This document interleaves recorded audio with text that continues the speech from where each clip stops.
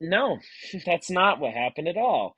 Yeah. Because Ross Chastain did what Ross Chastain always fucking does and sends it way too hard into the turn and just dumps Kyle. Just plain out dumps him.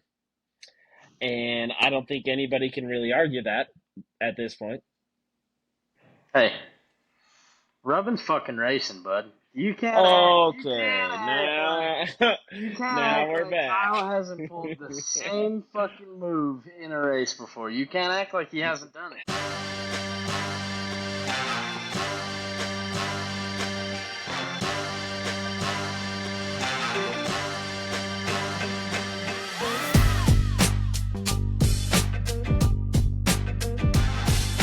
And welcome back to another episode of your favorite couch potatoes, a special redneck edition.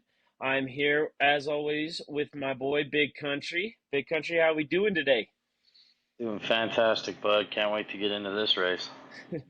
Hell yeah, hell yeah. It was definitely an interesting one. But before we get into that, I know that you saw some news happen just today as we were recording this podcast. I did. I was actually I was actually on my way home from work today when I read that Martin Truex Jr. is actually retiring at the end of the or at the end of the season. That's just, I mean, he had 34 Cup Series wins and a title in 2017. He has a series leading 31 wins since 2016. And then there's a Yeah, look. he's been really fucking dominant Yeah. since then is what yeah, that's what it says to me because I know before he was with Michael Waltrip Racing and then can't remember who the team was in the when he was racing the one car, but he was kind of in that ride like I don't know, like a Michael McDowell type or like not a really strong ride and he had like I think three wins before he joined Furniture Row Racing and then obviously Joe Gibbs after that. And but yeah, definitely been one of the most dominant guys. You could say a top five guy year in, year out. He's been winning races, and it's honestly a little surprising that he hasn't won more titles than just that one in 2017. Yeah, I mean, ever since I got into racing about 4 years ago now, Yeah, I mean, Truex has always been dominant every year. I'm actually kind of surprised that he is retiring, just with how his season's been going and still looking like a top 10 driver. Um, yeah, it's surprising news to me. I was kind of thinking it before the season. I was like, maybe this could be because there was rumors about it last year, yeah, uh, and then I was like, maybe this could be the season. I mean, hey, it's always nice when legendary people in sports put up the cleats or whatever analogy you want. yeah. They stop before they start going downhill. You know. Right, right. You can retire on top or whatever. Like even Yeah. like Tom Brady, like he probably could have kept playing, but he was still at a top level, and same thing for Truex. He's obviously a guy, even though he hasn't won, he's a guy that can win week in, week out. Obviously, as we'll kind of get into later with this Sonoma race, and yeah, I'm sad to see it because I mean I feel like nobody hates Truex. I would be surprised to find a fan that does. Um, does he race aggressive sometimes? I remember was it Richmond? I think he was bumping Hamlin a little bit because he was pissed about it. But that's like the worst I've ever seen from Truex. So very, very great driver, very respectable driver. I know got a lot of guys in the garage probably just love him, have good things to say about him as well. So yeah, it's kind of sad. It's gonna be a different NASCAR without Martin Truex Jr. in it. Yeah, no, I definitely agree 100%. I actually do have some rumors though. Chase Briscoe could take over the 19 ride after this season. Yep, since Stuart Haas is shutting down, yeah, they need a ride. I have something else that I want to throw out there. I know a guy that's been all time great in a Joe Gibbs Toyota that maybe could take over that ride And start dominating again, maybe. What do you think? I don't know, man. I mean, I guess doesn't he have how many years does he have left on his contract? I, that's the thing. NASCAR never like releases that, so we never know. Obviously I don't think that would happen. It was more just like, No, I get you. I get oh, you. Yeah, I'm dreaming, but it would be fucking nice. I mean, you could just shift him right back into the 18 because you can, you probably still got the charter for the number and figure out sponsors or something. I don't know. I mean, unless RCRs just give him a fuck ton of money, I'd go back to Joe Gibbs. I wouldn't care. I mean, as long as you can race and make a decent amount of money, fucking do it. But obviously, that's just a poor Kyle Busch fan dreaming. Won't happen. Chase Briscoe makes a lot of sense. I like Noah Gragson in that ride, and I think it actually makes sense if you think like sponsorship wise, because he's already got Bass Pro Shops. So that yeah, just kind of makes it, a little bit easier. But Chase Briscoe, I definitely understand. He's a talented driver, and be exciting to see what he could do in the 19 car because he's already, he's won a race in the 14 car and he's competed. So maybe he'd be a little bit better in that 19. yeah. No, I mean, they'd definitely be good to see Gregson have some, backing to his car. Hmm. You know what I mean? Like Yeah. I understand he has Bass Pro Shops and everything like that, but just the team in general would upgrade, quite a bit for him. So yeah, Well, this is for you, Truex.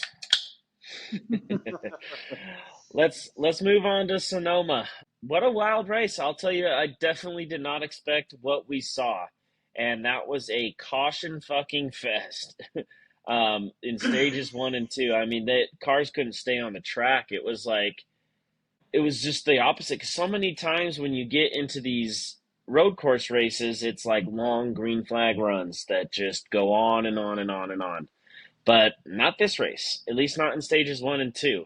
And the first thing that happened was Denny Hamlin had an engine failure. He just started blowing up. We saw smoke, and he parked on the track and couldn't move his car anymore. And yeah, his day was done early. yeah. No, I mean it just sucks for Denny Hamlin. You know what I mean? That's a bad one to have happen. Very unlucky.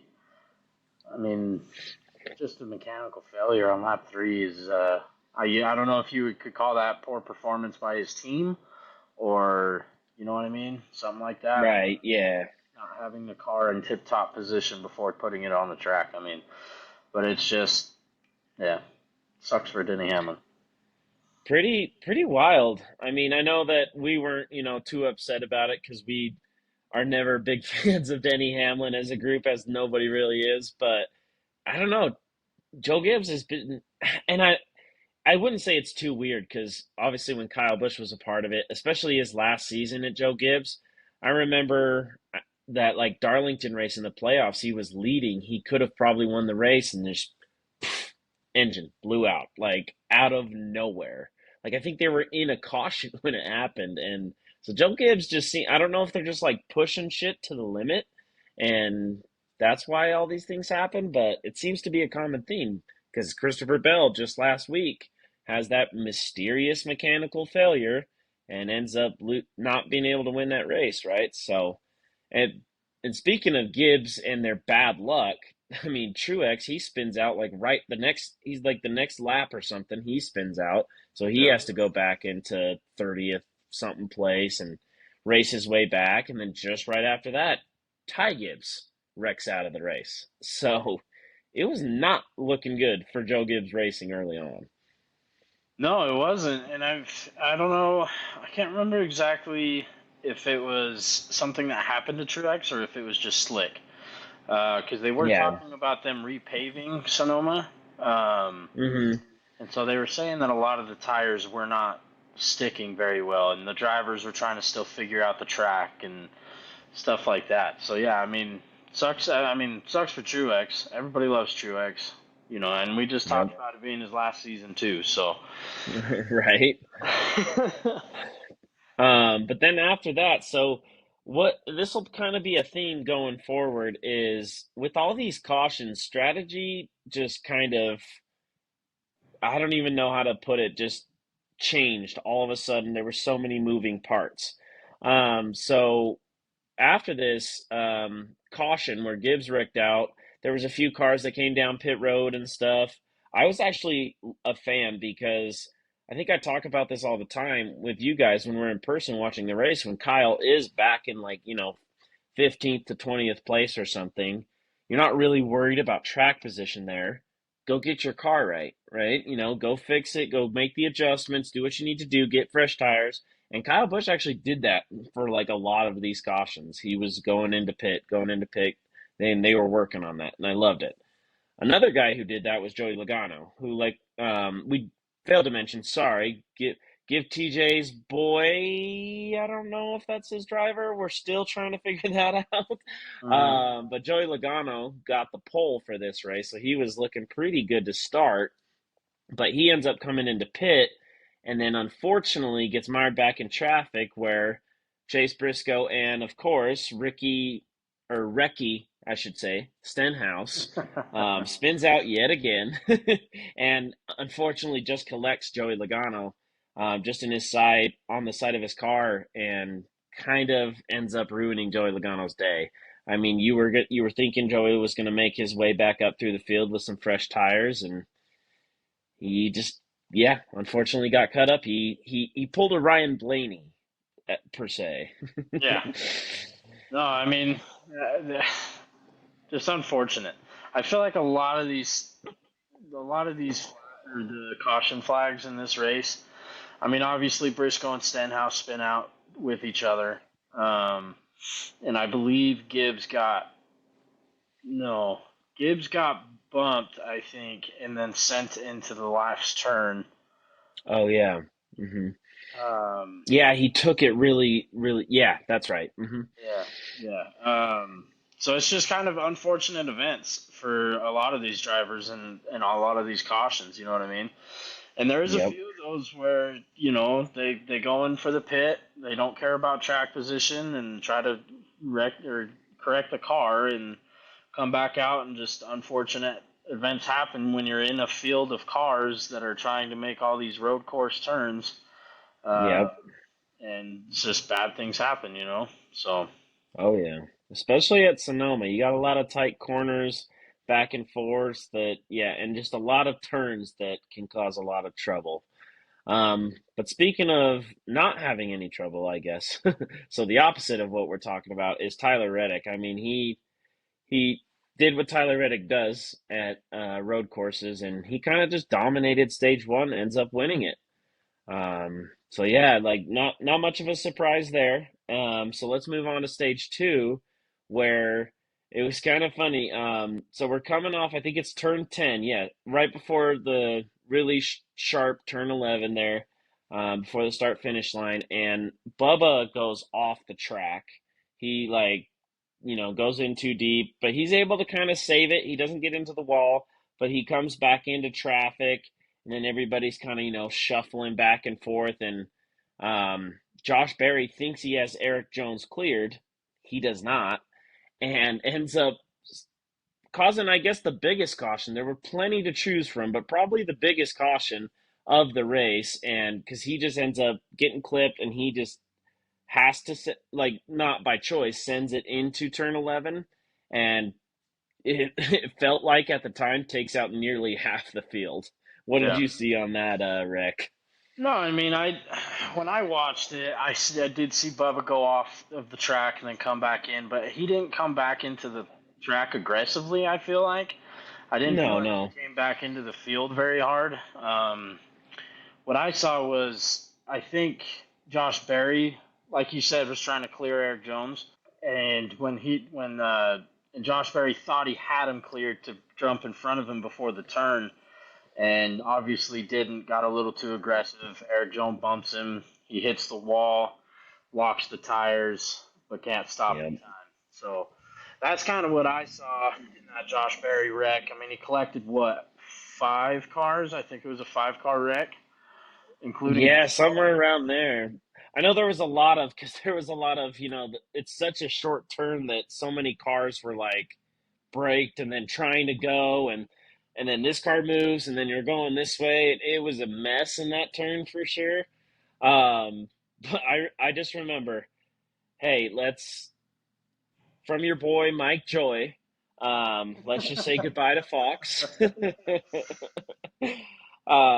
Because in Fox fashion, where they went they went to show the replay, and we're watching the race, and then we're just staring at a still picture for like, I swear, 2 minutes straight.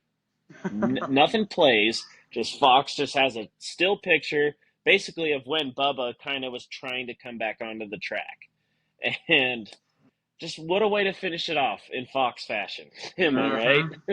Oh yeah, and I mean we get into it a little bit later too with some Fox bad, you know, broadcasting, Oh yeah. especially with Oh yeah. NASCAR. I mean we get into it a little bit later, but we'll save it for later. Yep.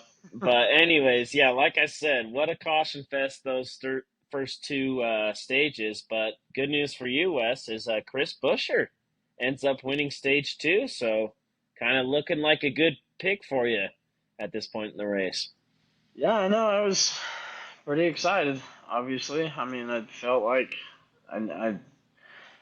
mean, it felt like Chris Buescher was playing for the stage. You know what I mean? That wasn't really gonna Yeah. finish out for the win necessarily. He was playing. He was racing for the stage points.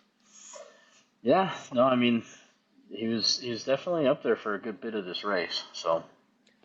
Well, that's a great point and a great kind of segue into what stage three ended up being. And because it was a strategy game, and you even had multiple drivers, the winning driver and other drivers saying like, I don't even know what the strategy was at this point. Like, I was just racing the car and listening to my crew chief and doing whatever.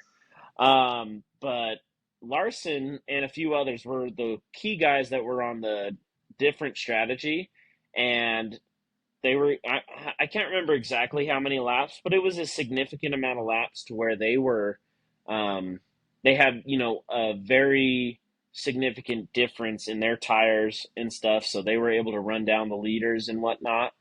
Um, Speaking of one of those guys that wasn't on the strategy, along with Busher, so once we got down to, what was it, about 15 to go or something, that's kind of when your other guy, Martin Truex, started to catch Chris Busher, and they started to kind of duke it out, which ended up being a really good race. But then Kyle Larson sneaks his way into third place, and you could tell, as the announcers were shown us as well, that Kyle Larson definitely had a faster car. So we knew it was going to be a three-car battle there towards the end of the race.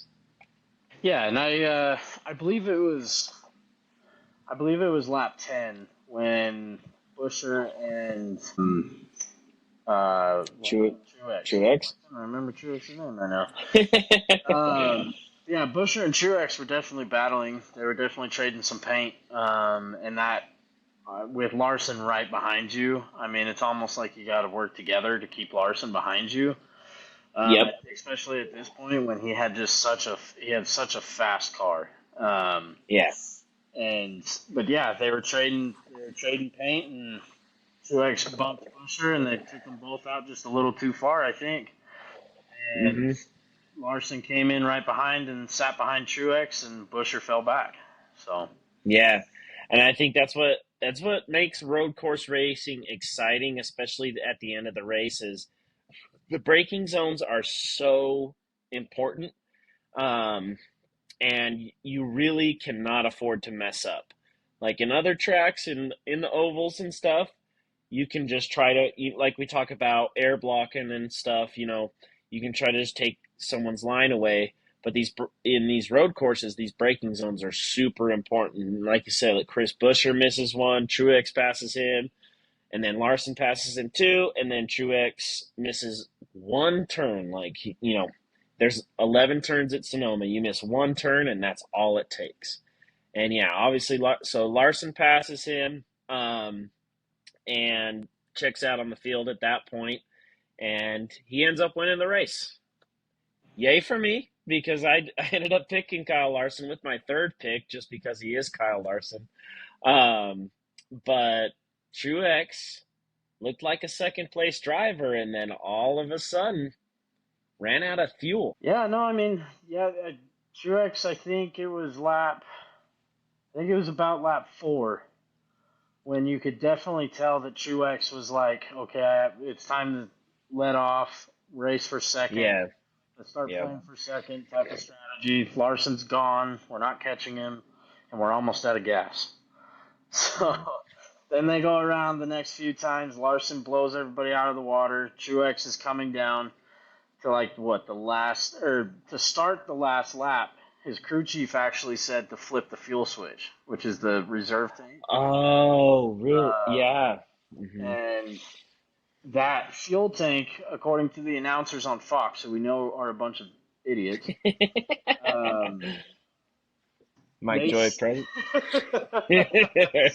they said they said that that fuel tank or that the fuel tank switch doesn't last a full lap anymore, especially at Sonoma, because we all know that Sonoma's Right. pretty long. And it ended up that it just barely wasn't enough. I mean, he comes around that last turn and just barely starts chugging along.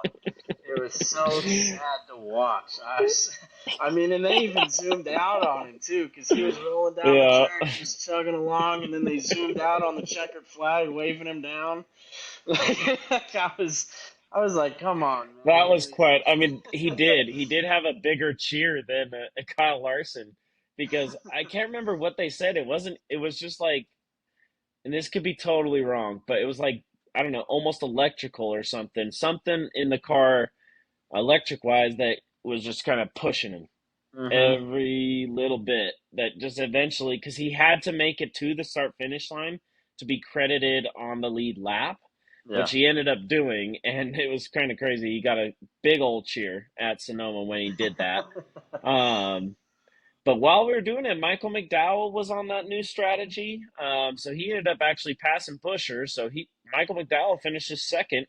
Definitely his best race in a long time. And we know he's one of the road course racers as well. So not super surprising there.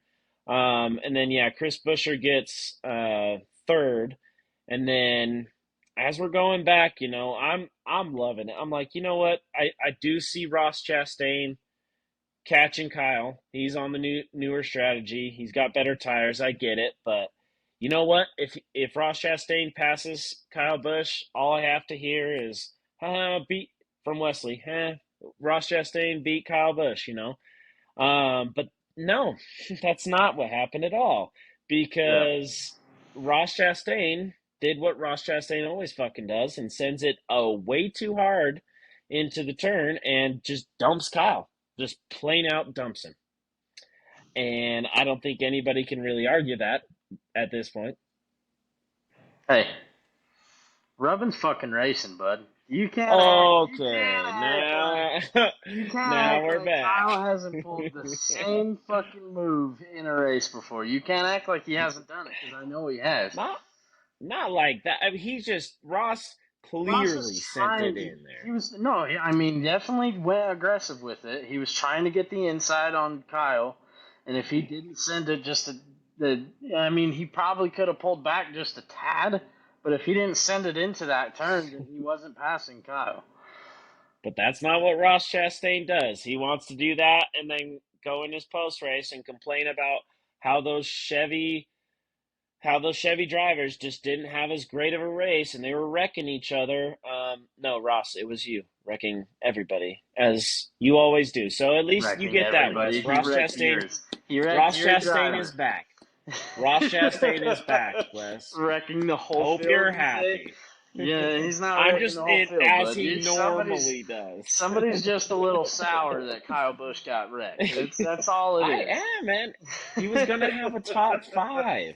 He was gonna have a top five, and he finishes 12th, which Not like it would have helped him anyway. We still got 10 races to go, and he's on the oh cut yeah, it line. would have helped him. Stage points, like a lot more position points, like that. Yeah, that made a big I'm gonna difference. He laugh would when have Kyle probably been. Busch doesn't make the playoffs this year, I'm gonna laugh when Kyle Busch doesn't make the playoffs this year. Because of Ross No, Chastain, and yeah, then you'll just because never of hear one the end race, of it. because of one race, he couldn't make it.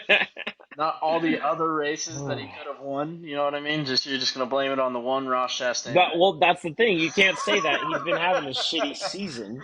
He's been race. having a shitty fucking season, and this was like his best race in I don't know how long. Of course, last week he got wrecked by Kyle Larson at Gateway. So yeah, everybody's just got it out for Kyle Busch this year. I don't know what he's ever done, but Yeah. Uh huh. but I don't know. I thought like on all seriousness, I think when I listened to both drivers like post race, honestly Kyle Busch didn't seem as mad as I thought he would be. But Ross was like, I didn't know what Kyle was doing. He kind of checked up and then I just was had my line and then I saw he was too close and then I got loose and typical Ross Chastain like excuses, his whole post race routine, as I know you're very familiar with. Um, no, let's get back. Let's get unless you know what I should let you retort. Do you have anything to say? Yeah, but okay, but Chastain doesn't do it like that, right? I don't, you know what I mean? Like he always apologizes, like, "Oh yeah, I'm sorry, I didn't mean to do that. Oh yeah, I'm sorry, I didn't mean to do that." This time he's actually like, "I don't know what Kyle Busch was doing." Yeah, yeah. I guess it's definitely a little different. So That's for sure. let's I'll let's have be to give you honest that. here. Let's be honest here. But while we were watching the race, like you were alluding to earlier, we had no idea what the fuck happened. And it wasn't Hmm. until like, I don't know, later that night or the next day or something, whenever we found the clips, because good old Fox, I just hear Mike Joy, oh, Kyle Busch turned around. And then And all we of a saw him sudden, for like a half a second and then we're right. back. And I'm like, okay, I know we have the side by side cameras. I know we can go replay. It's a long enough track, but yeah. And then another thing we didn't see actually is Chase Elliott bumped Chastain on the very last turn in turn 11 and took a spot away from him. So I wouldn't call that karma because Chastain lost one spot, Kyle lost seven. But again, So we didn't see it from fucking Fox. shallow. So fucking shallow. I don't know, man. I it I gotta say, like, yeah, I think Ross Chastain's a better driver when he is aggressive. I don't think this was quite the same type of move. I think it was definitely like, it's all split second in NASCAR. We know this. And I think that Kyle Busch took it really wide. Ross Chastain had his line. He definitely checked up. I think that he could have checked up a little bit more so that he didn't get loose going into that turn. Tried to beat him, turn or two after that. But all jokes aside, it wasn't like a crazy Ross Chastain move, but it was a good one. And ends up being a, very good race. But I don't know. Any other thoughts on that race? No, I mean, other than yeah, I mean, Fox just fucking up the whole last lap. Like, I mean, I get it. Show Larson crossing, and then let's go back and review what the fuck happened during the lap. You know what I mean? Like, Seriously, but and that was the thing is we knew Kyle Larson was winning. Like, I get you got to show him crossing the line and stuff, but it was like just showing him the whole lap and like we have a lot, we have a lot of stories. We have Truex running out of fuel. We have Kyle Busch and Ross Chastain getting into it. We have Chase Elliott and Ross Chastain getting into it. Like we have so many other things going on, and they didn't show any of it. actually, I So think Kyle Busch actually ran out of fuel crossing the finish line too. he did, and there was a lot of like controversy, like, oh, he wouldn't have run out of fuel if he didn't spin out and stuff. Um, but because I originally saw him around ninth, and I was like, okay, he still will salvage a top 10. But then when I look at the NASCAR app, he was in 17th, and I'm like, what the fuck is going on? Yeah, it's officially 12th, so I mean, honestly, not terrible for Kyle Busch to finish in 12th, but it's just hard when he was a top five guy.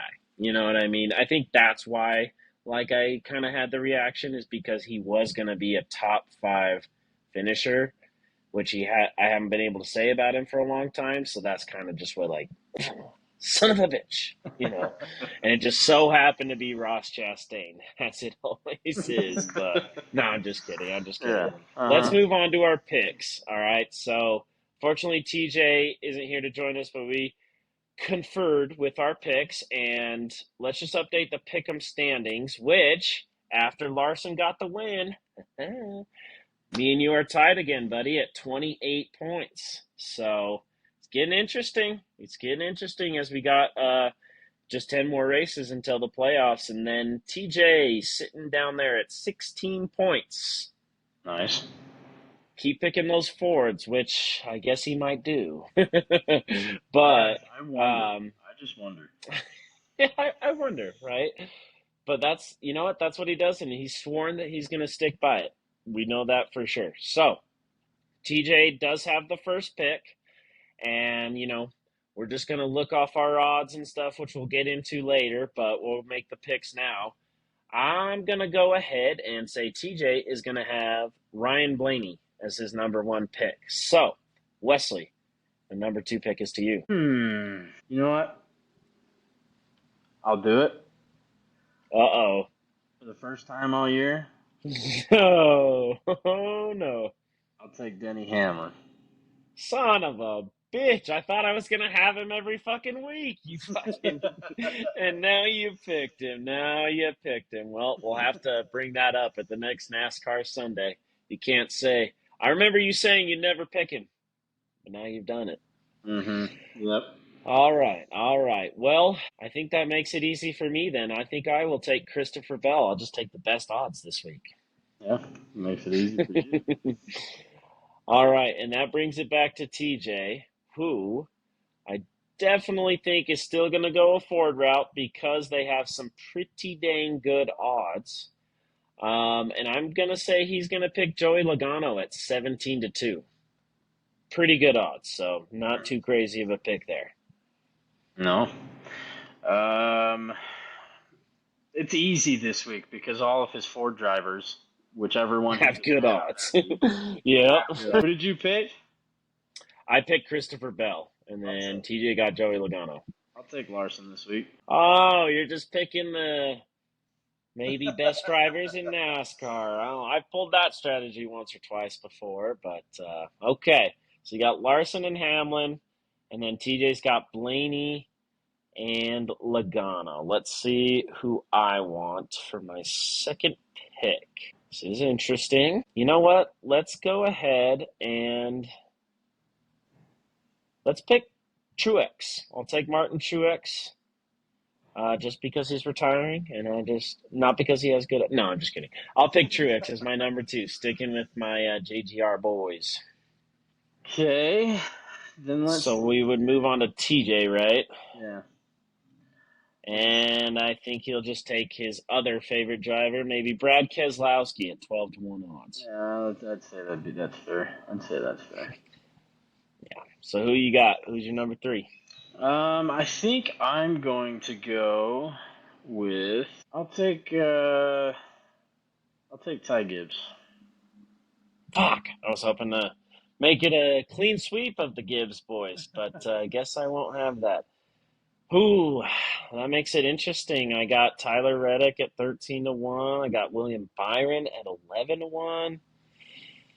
Ooh, I'm wondering if I should just go straight Toyota, or if I should have a Chevy in there to kind of even things out. Oh man, let's go ahead and let's do William Byron. He's shown some strength at short track, so I'm gonna hope that finishes out with Iowa. So, all right. So TJ's got Blaney, Logano, Keselowski. What a surprise! You got Larson, Hamlin, and then Gibbs, Yeah. and then I have Bell, Truex, and Byron. Okay, sounds good to me. Well, we got to hop into our power ranking segment after this short break, so we'll see you guys on the other side.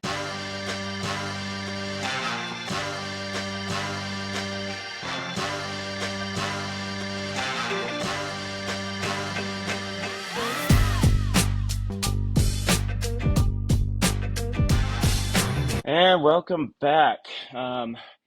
So, unfortunately, we had some scheduling issues again, and TJ won't be able to make this portion of the podcast, but we'll hold it down as we always do on their big country. Oh yeah, of course. All right, so let's move on to our power ranking segment with our odds. Just so everybody knows, the next race is in Iowa. That'll be the first time the Cup Series is there. So, definitely should make for some interesting racing. Hopefully, not some boring racing. I know it's a short track, so hopefully it's not like a North Wilkesboro type. That's all we can hope for.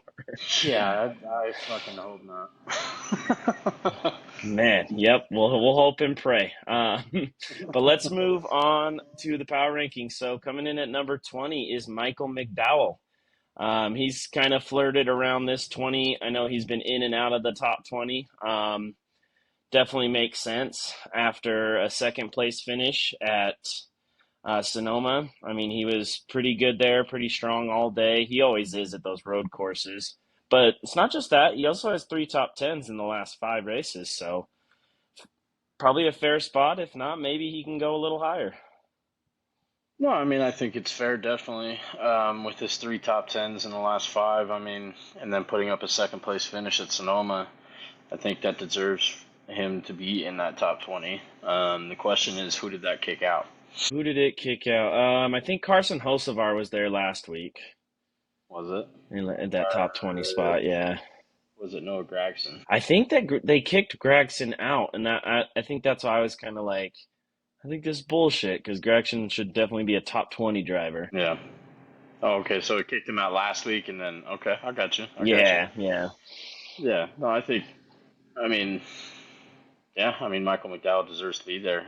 His odds coming into Iowa is 100 to 1. So not looking good at another second place finish. Nope. Not a road course for him, so I'm not expecting much of a great finish. Maybe he'll qualify on the pole like he always seems to do and then finish Yeah. 25th for whatever fucking reason, but Yeah. yeah. All right, well, let's move on up to number 8, which is Austin Cindric, or sorry, 18. number 18. Gosh, get those numbers, mixed in my head. I don't wonder why.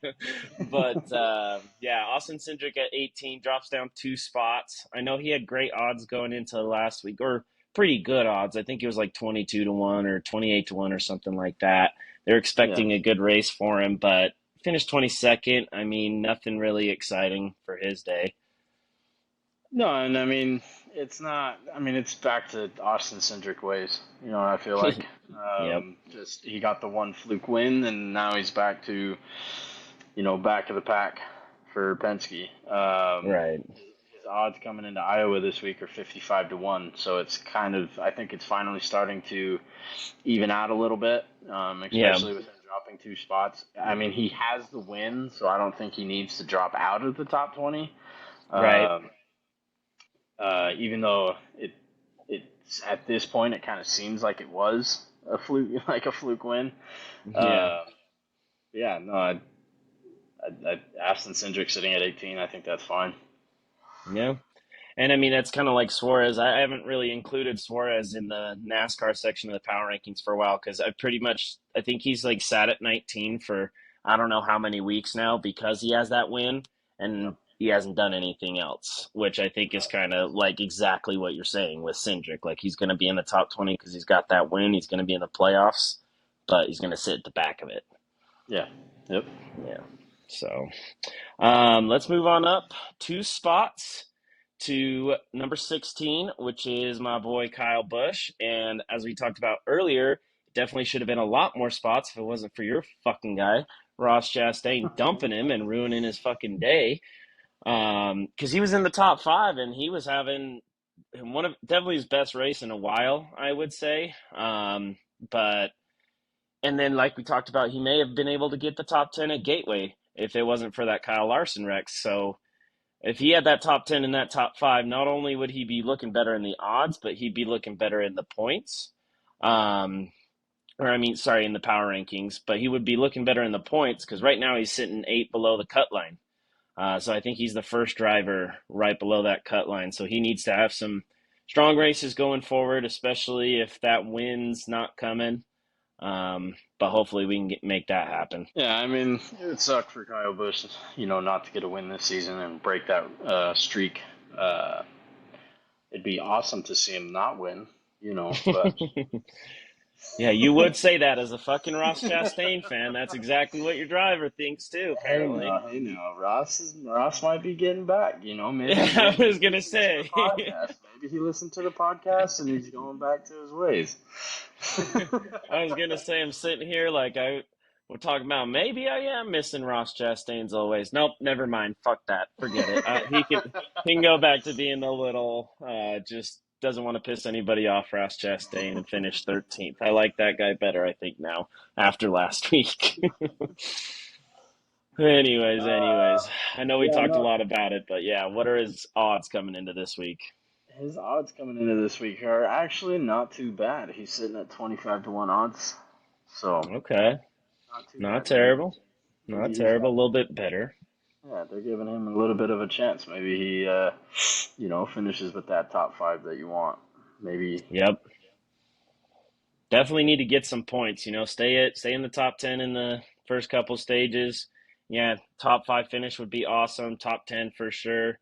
We gotta. It's just really hard because you can't like go all out for the win at this point because you're teetering on that brink. But yeah, we'll have to see. Hopefully the tides kind of turn. I know it's been a rough stretch for Kyle, and then like I said, he's had his probably two best races at least in a long time, and not had the finishes to show for it. So, but let's move on up to number 15, which is Joey Logano. He drops down one spot.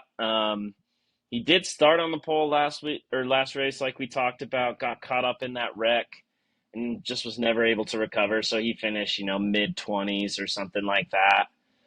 So I can get him dropping down because he never really rebounded. But one more thing to note is I think the next driver, at least two or three drivers below, he is 16 cut points below the cut line.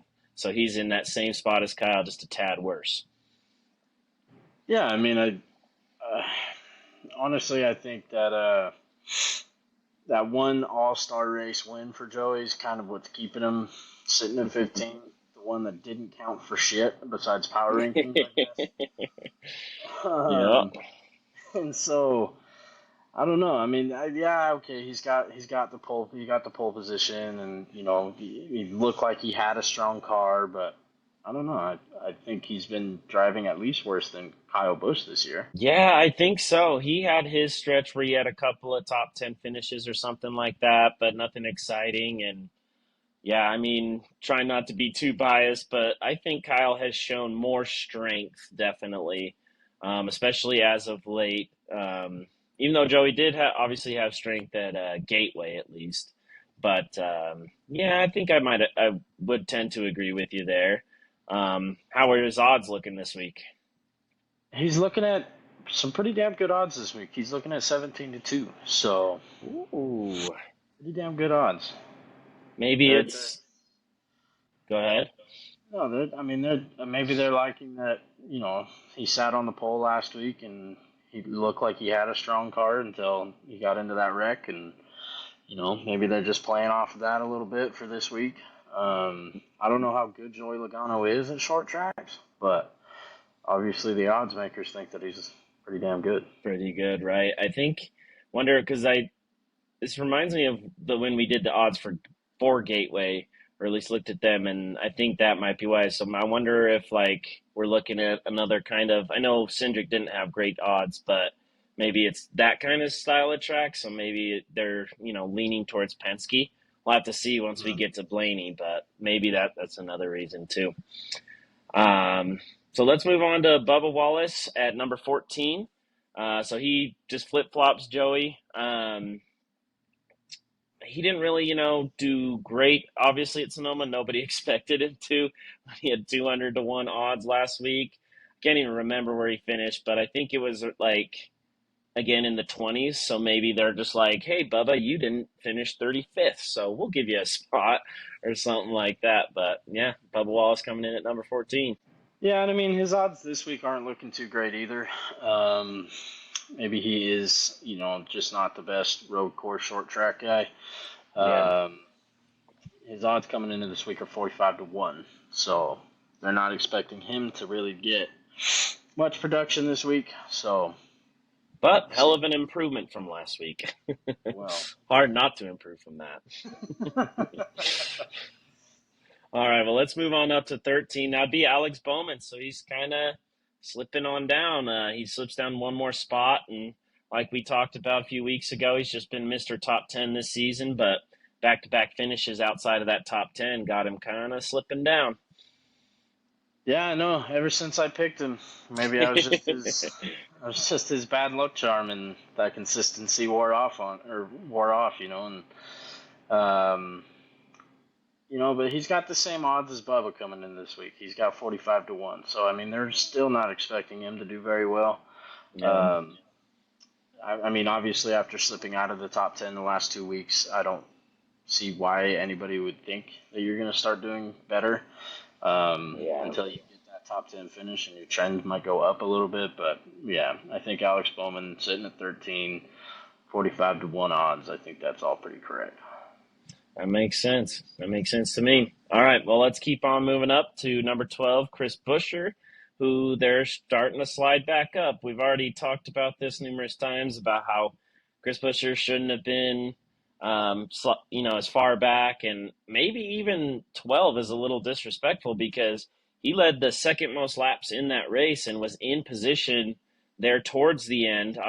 We talked about it. There was different strategy in that race, but he ended up finishing third and like I said, was close to a win. So maybe he should be higher than 12.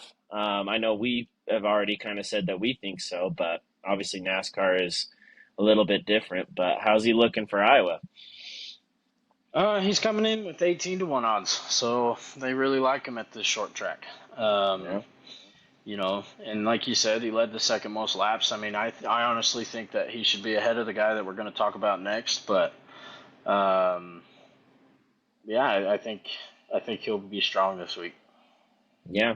I think that's a fair point because, I mean, he was a little more dominant and he kind of has been, right? That's what we've been talking about. Those RFK Fords have been more dominant than the Penske overall. And yeah, I can't remember what it was now, but Busher think he might have wrecked out or something. Maybe it was the Darlington race that he wrecked out. I can't remember, but like something that wasn't his fault really, and they dropped him 5 spots, and now he's having to climb his way back up through the power rankings. Hmm. But let's move on, like you were saying, to that guy number 11. That would be Ryan Blaney, who doesn't move this week. Now he had a really solid day. I think he was pretty much top 10 all day, but and he top five for some points, but he never quite got up there to challenge for the lead. So he was not a bad day, but not a great day for Ryan Blaney. Probably a good day for what they've been having recently, excluding Gateway. Yeah.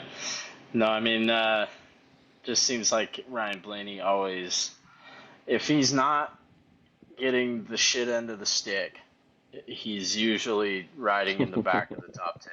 You know what I mean? Like Yeah. it's just one of those two things, and it consistently happens.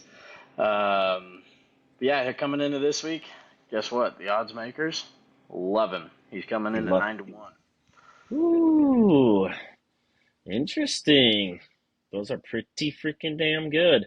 It must be, like I said, Um, the Penske kind of dominance. I really don't know too much about Iowa. It's going to be new. I feel like a new experience for a lot of NASCAR fans. I know they've been there in Xfinity, but maybe it's similar to Gateway because, like you said, Joey Logano's got good odds. Ryan Blaney's got good odds. Busher's got good odds. I think we already know well how that'll trend for this group, but yeah. Let's move on to number 10, and that would be Ty Gibbs, slipping down one spot. And I would just say, like, he's not doing terrible, but he just isn't as consistent and dominant.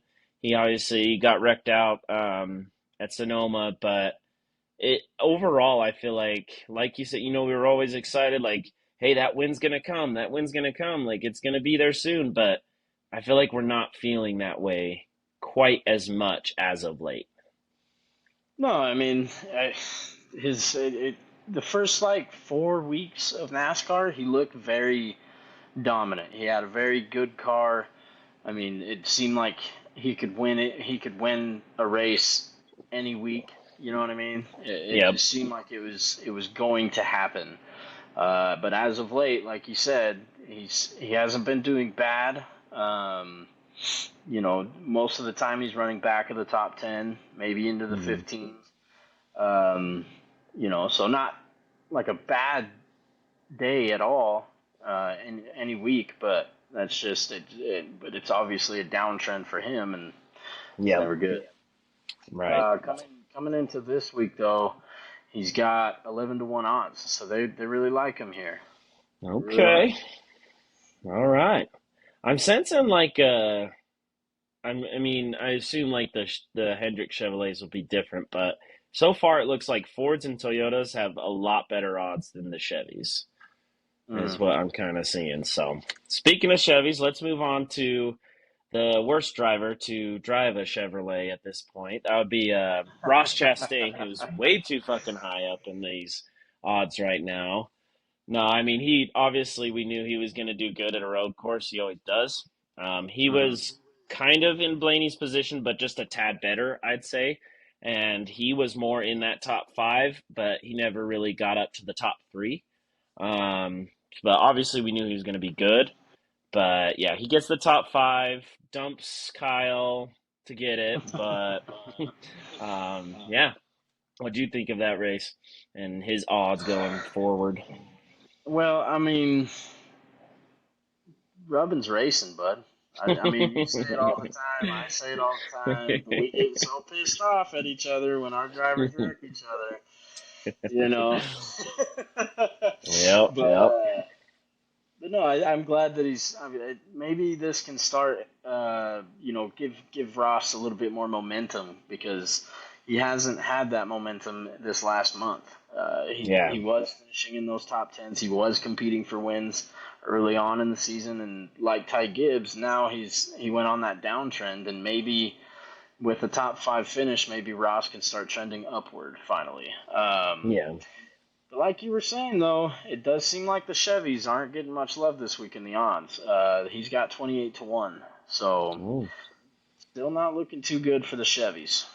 yeah, that's true. And then again, I know not like he's a terrible short track driver, but he's never been like super good at certain tracks, so maybe that's kind of it too. But yeah, not very great for the Chevys, but good for the Toyotas, like we said. And let's move on. I won't give away the odds, but they're pretty damn good. Some odds I might not have seen before. That'd be Christopher Bell. Talk about a guy who's on the right track right now and who has not been, or, he was the one that was on the terrible track that we were shitting on. He didn't move up this week, but he's got three straight top tens. And yeah, he might be getting dangerous at the exact right time as we're getting near and near to the playoffs. Yeah, I mean Christopher Bell. He this whole season it's like I didn't really hear his name. And then all of a sudden he got a win, and then kind of went down a little bit. Then he gets the second win with the rain delay, and then now he's up to three straight top 10 wins. You know what I mean? Yeah. Maybe like you're saying, he's getting dangerous right at the best time of the season with Yep.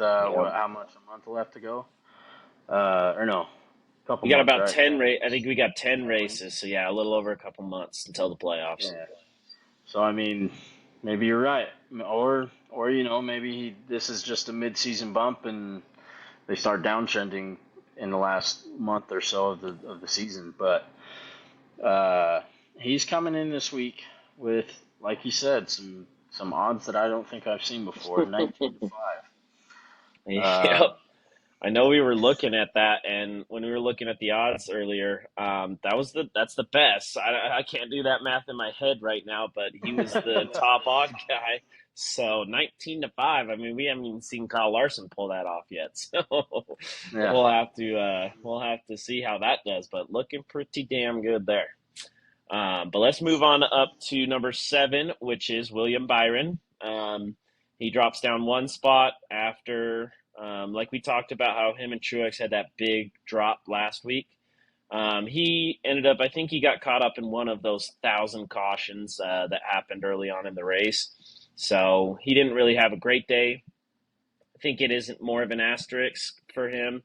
I still think like overall 7 is too low for him. I don't think, we kind of talked about that last week, but yeah, I know he had a bad race, but yeah, I still think seven's a little low. Yeah, I mean, I don't know, because I definitely don't think that 7.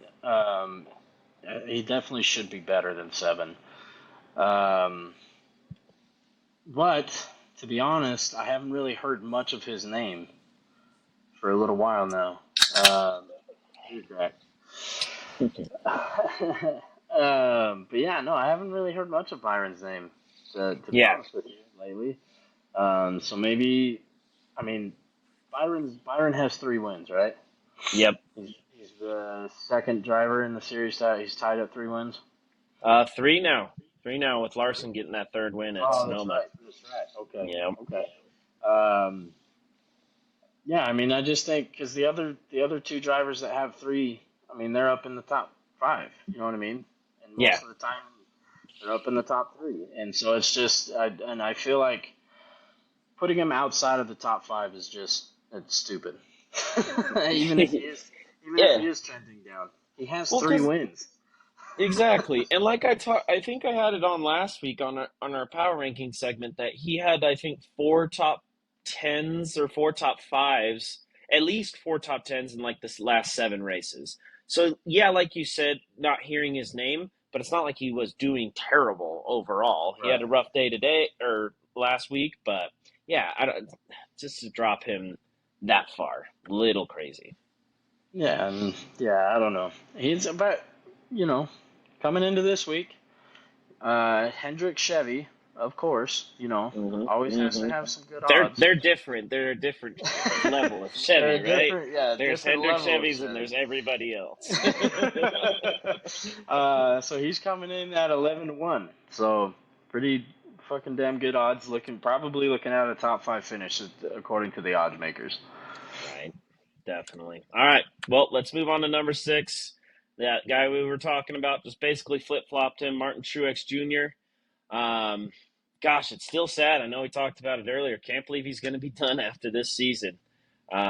He's been one of those guys. You never really hated him. But yeah. Anyways, he was very close to the win. I know. Again, this must hurt because you had Truex and Busher in your Mm. pick'ems last week, and they both kind of got slipped out and beat by my guy. So that changed the power or the pick'ems quite a bit. But yeah, obviously Truex, and then he ran out of fuel, so he was going to be in second place. That's where he was going to finish. So I think they're looking at that like he had a really good race as we were expecting him to have. Um, so I get them moving him up because he had a good race, and I know we talked about it last week. You can kind of see he doesn't have that win, so you can see them getting bumped down. I'm still gonna say I think it's a little low for him, but I still do see your point. Yeah, what do you think about 6 for Truex? No, I mean, I honestly think that 6 is good for Truex. He hasn't gotten the win yet. I think Yep. there's drivers that have been better than him that have the win. And then I also think that the drivers that have 3 wins should all have solidified spots in the top 5. Um, Yeah. so that means that, the 2 or 3 drivers that have 1 win that have looked good all season are fighting for those last 2 spots in the top 5. I think that 6 is good for Truex. Coming into this week though at Iowa, he has some good odds. They're expecting him to maybe pull out a win this week. He's got 10-1 odds to win. Um, Okay. so at least the top 5. Yeah, and hopefully for him that win that he's been wanting. But yeah, let's move on up to number 5. That'd be Mr. Brad Keselowski, staying put at number 5. We knew he wasn't going to be great at Sonoma. He's not much of a road course guy, especially in these RFK days. He used to be. I mean, I better say that, even though I hate to say it. He used to be pretty fucking dominant. He had so many classic battles with Kyle Busch, Marcos Ambrose back in the day at Watkins Glen and stuff. But I remember he had like 101 odds last week. So yeah, I get him staying put here. Might argue that he should drop down a spot or two, but it's not criminal to have him at number five. No, yeah, I mean, like I said, he's one of those drivers that has one win on the season, and he's had a pretty good ride all year long. Um, I wouldn't say that he's had a better car than Truex, but he does have the win over Truex, and Hmm. that's where I would keep him at five. Um, Coming into And we this do week, got to though, remember. Oh, sorry, just real quick. oh, We do got to go ahead. remember that one stretch he had. What was it? 4 out of 6 races where he was at least second place. So like, Yeah. he's not. Hate to be the one to give Brad Keselowski his flowers, but just trying to keep some journalistic integrity on the pod. He had that really good stretch, so it's not just a fluke. With like oh, he's got that one win, like Cindric, like he's got that one win, and the rest of his season hasn't been great. Like he's been performing this season. Have to give him that.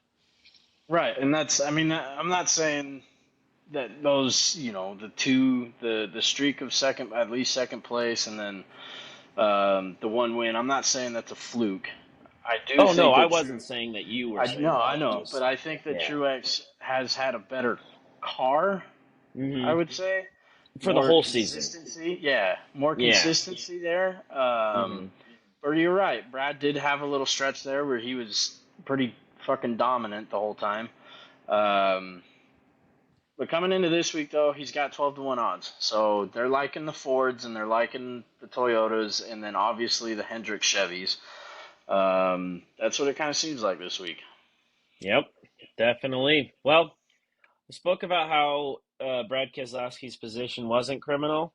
Let's move on to number four, where someone is criminally underrated here. And they did this last time when he wrecked out at Talladega, and they did it again. Denny Hamlin comes in at number four. Now I know his engine blew out lap three. Get it? He finished last. Clearly, it wasn't his fault. It was a mechanical failure, but like obviously we know who the most dominant driver has been this season, but I think it's pretty solidified that Denny Hamlin's number two. And so to drop him down to four, um, especially some guys we might talk about that are above him, is man, I don't even know how to like put into words how stupid this is, in my opinion. No, I feel the same way. I mean, I don't care that his engine failed lap three. I still think he's a top three guy Hmm. at the least. At At least top least. Hmm. three. He's one of those guys that has a solidified position in the top five. Denny Hamlin, Kyle Larson, William Byron all Yeah. need to have solidified spots in the top five. I don't think that they'll kick Denny out of the top five, but I think him and Larson should be solidified in the top three. You Oh know what I yeah. mean? Just with how those two have been dominating all season.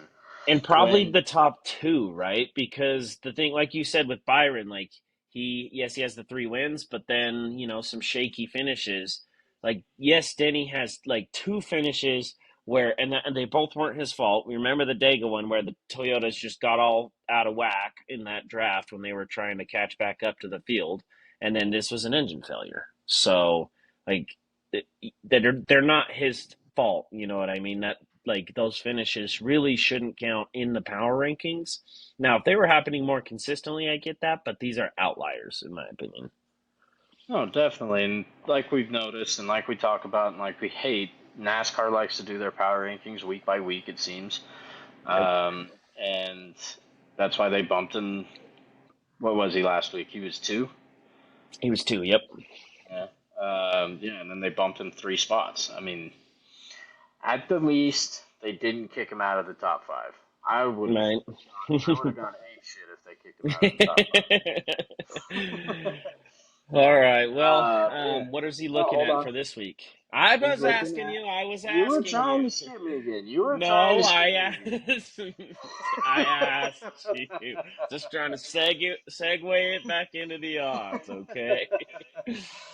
Okay, he's looking at 7-1 odds this week. Ooh, So pretty wow. good, pretty Hmm. dominant, just like normal for Denny Hamlin this year. I fucking hate to say it because I hate Denny Hamlin, but it's been this way all season. Yep, because he's been a top two driver all season, right? So, all right, well, let's move up to number three. That's Tyler Reddick. He gets a bump up from number four last week, so he up one spot. He was the dominant driver early. I know he won stage one and stuff, and he finished top 10. I know they had a lot of different strategy. He kind of got mired back. We know that Tyler Reddick's going to be good at road courses. Again, he's always one of those drivers. So I don't know. I think that there's obviously at least one driver that should be above him, but obviously I've been a fan of Reddick, and he's not doing too bad as of late. So number three, not terrible for Reddick. Yeah, no, number three is not bad for Reddick at all. Although I do think Byron should be in that spot, at the least. And then at the most, I would kick him back a spot to four. Yeah, Yeah, I mean, we always know Tyler Reddick's going to come in with a really good race at a road track. He always does. Coming into this week at Iowa, he's looking at 13-1 odds. So okay. pretty good. Not the Again, best. those Toyotas, right? Like they're, I Uh mean, huh. but they're still better than like all our Chevys that we are talking about. Well, besides Hendrick. Yep. Yeah, I mean, I'm not too mad about it, really. Like I said, I think number three is pretty good. I just think that we're shuffling a lot, and so that the spots aren't quite accurate. It's not Reddick's fault; like he's having a good season, but for like obviously we think Hamlin should be above him, Byron possibly.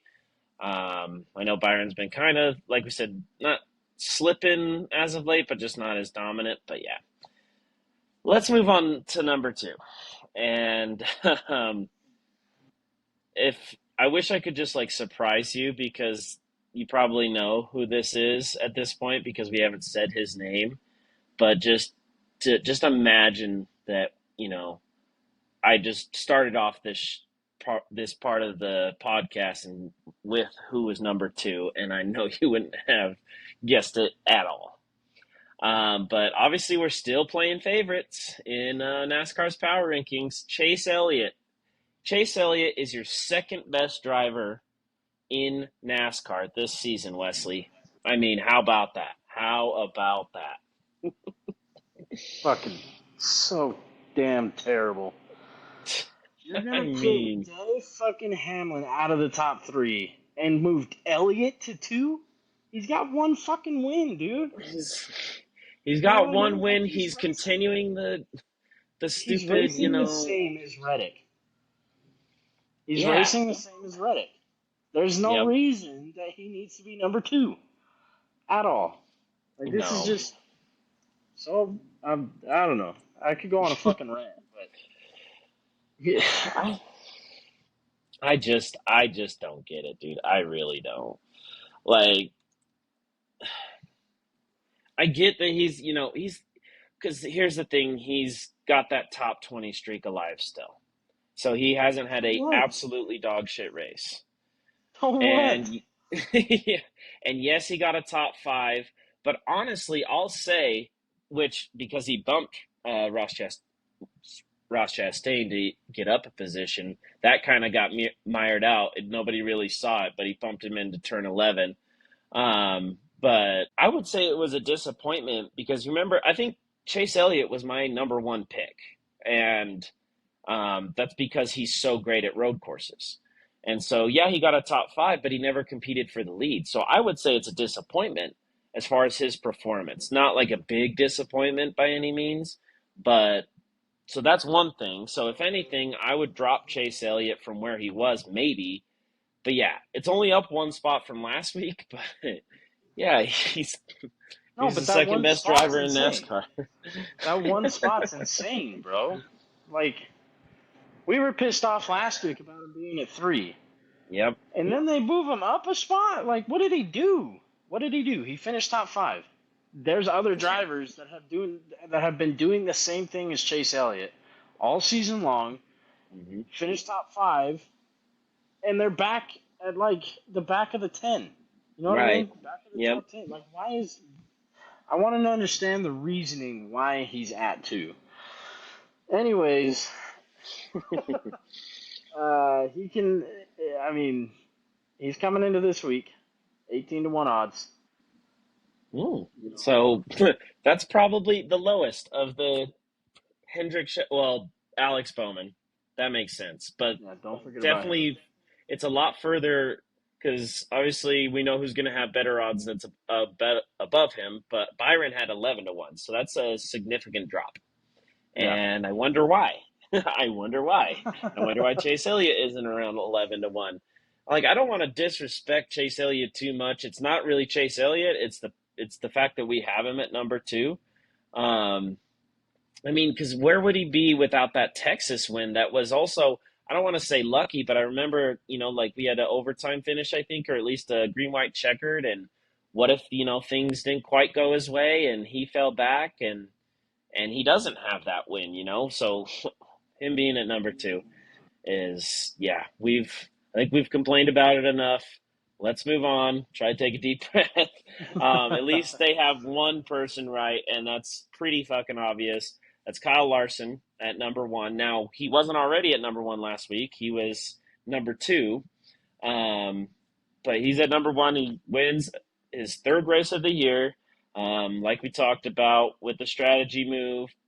It wasn't just because of strategy. He had a strong car all day, but he gets the win. He gets his third win. I almost feel stupid for saying back when before that Kansas finish that he wasn't finishing the races. Like you said, maybe it's like Ross Chastain. Like maybe Kyle's like, all right, let me show you. I'll finish you. I'll finish some races, and maybe I'm gonna get sick of how many wins he gets because yeah. So he's up to three. Obviously, the number one driver in NASCAR right now. Yep. I mean, there's nothing much more to be said about it. I've said it all year long. I think Kyle Larson has been the most dominant driver in NASCAR this season. Um, and then Denny Hamlin had a solid two. That Yeah. so he's coming into this week, 11-2 odds. What they do? What do you do, Kyle Larson? Well, yeah. Let's move on. Right. I mean, that's what Kyle Larson is. So, all right, let's get you some better odds as we always do. These are Kyle's power rankings. Wesley, like we normally do, I'll just kind of go top five and then see what you think. So, Kyle Larson at one, obvious. Denny Hamlin at two, should be fucking obvious. He's the second best driver in the series right now. I give Reddick a bump to number three because he's been a little more consistent as of late. Could have a couple more wins on his resume, would change it. But I can see him below this driver, which is William Byron at four. And then, hate to say it, but Brad Kay does deserve that spot at number five. Yep, no disagreement here, other than maybe Reddick and Byron. That would be my Just only switch them disagreement. up, maybe. Yep. Yeah, makes sense. All right, well, let's move on. Number six, I'm going to say Martin Truex Jr., and then number seven, Christopher Bell. And back 6 spots from NASCAR, Chase Elliott at number eight. He's a top 10 driver for sure, but not a top two. And then I'm going to go Chris Buescher at nine, which again, that's 3 spots up from NASCAR's, and I don't think it's unfair, especially when you look at the guys behind him, and he's been competing for wins definitely a lot more consistently than anybody behind him. I would say maybe not Ty Gibbs at number 10 in the early part of the season, but I think overall. So yeah, Truex at six, Bell at seven, Elliott at eight, Buescher nine, Gibbs 10. No, I ain't got no arguments there. You know, I mean, I don't have anything there to really change. I think that Yeah, you're right with Chase Elliott. I think he should have fallen back to at least 8. He does have the win over Busher, over Gibbs. I'd keep him there at 8. I yeah. got no changes. Well, let's see if you still feel that way, because I bump your boy a couple of spots, Ross Chastain, down to number 11. So not a top 10 in my power rankings. Is that fair enough for you? Think 11 is a better spot? Well, I mean, last week I'll stick to my word. You know, last week I was saying that he didn't deserve to be in the top 10 with how he's been racing. He got one top 5, bump him up a couple spots. I think it's, that's fine with me. Hmm. But where you're saying that Chris Buescher, he's been more consistent with the, I feel like Ty Gibbs and Ross Chastain had the same season Yeah. almost. You know what I mean? They were super dominant early. Ross Chastain was also competing for wins early. Got the shit end of the stick like Ryan Blaney does every race. Um, yeah, I think 11's fine for him. Yeah. Okay. Well, then let me finish out the next of the top 15. So Ryan Blaney at 12, Bowman at 13, Bubba at 14, and then I'm going to keep Austin Cindric up there at 15, just because the guys behind him, like we said, like haven't had great seasons. So I think I'm just going to give it to him just because he's got that win, and then hasn't been terrible, at least Cindric wise as of late. So yeah, so Ross Chastain at 11, Blaney at 12, Bowman at 13, Bubba at 14, and Cindric at 15. Yeah, got no disagreement there. I might drop Austin Cindric out of the top 15. He's got the one win fluke. I think he should be back there with Daniel Suarez. Yeah, that's a fair point. I think I don't see him staying there for very long. Um, I just like not gonna throw him under the bus for 1 week, but we'll see. Moving on, 16, Kyle Busch. I think that's exactly where NASCAR had him. And I mean, I think he deserves a bump just because he was a top five driver for sure and had a better race. And hopefully, we just kind of move on up and get towards the higher ends of the teens. But yeah, I'll go Kyle Busch at 16, Joey Logano at 17. Could flip flop those drivers like we talked about. Busch a little more consistent maybe.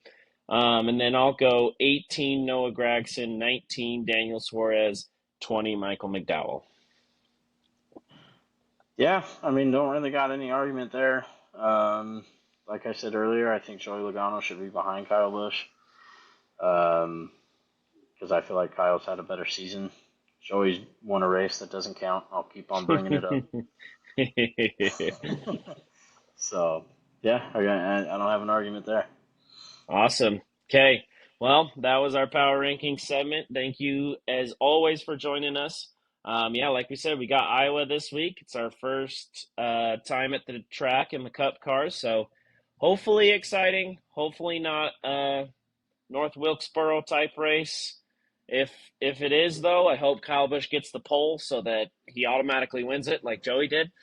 Mm-hmm. But other than that, yeah, not many other thoughts for me. You got any final thoughts for the viewers there, Wesley? No, I just hope that this Iowa race is fun, like you said. Yeah, I just really hope that it turns out to be a somewhat decent race, unlike some of the short tracks that we have in NASCAR right now. that's true. Short track package has been pretty shit overall. We can't forget that. It's not even just North Wilkesboro. So we're praying for it. We're praying for it, NASCAR fans. Thank you as always for joining us, and we'll check you guys next time.